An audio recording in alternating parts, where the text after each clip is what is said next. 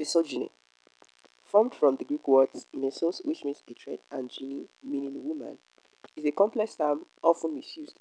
This video seeks to appropriately define misogyny, its causes, effects, call out misapplications, and implications with the aim for balance and clarity. So, what is misogyny? Misogyny is hatred, contempt, or prejudice against women that manifests in attitudes, behaviors, or systemic structures that devalue women solely because of their gender.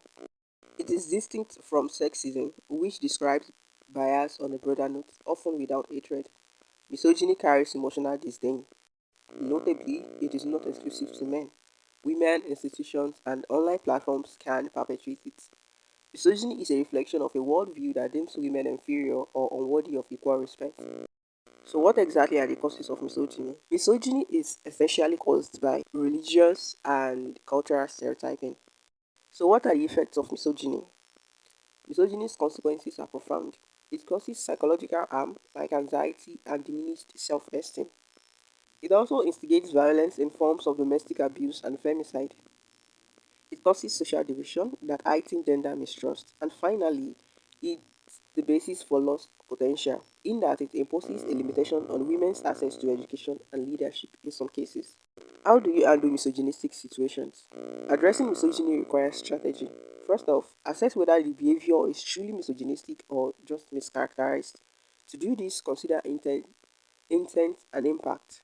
Number two, set clear boundaries against harassment. Number three, educate open minded individuals with specific examples. Number four, seek allies or external resources for systemic issues. Number five, disengage from toxic spaces to prioritize your mental health if you can. And finally, model inclusive behavior to counter prejudice. We've come this far learning about the concept of misogyny. However, not all actions that do not favor women are misogynistic.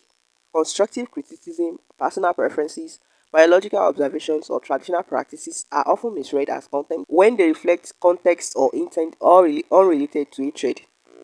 What I'm saying in the essence is that misogyny is often overapplied, labeling neutral criticism like policy disagreements or cultural norms as hateful.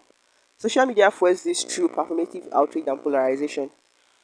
But unfortunately, a continual trend on this part is a risk for trivialization of genuine misogyny. To be specific, issues like rape, gender roles, and pay gaps are oversimplified as misogynistic, while they are not.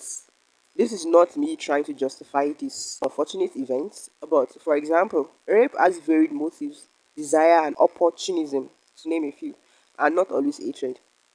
And women perpetrate it too. It's just not often reported.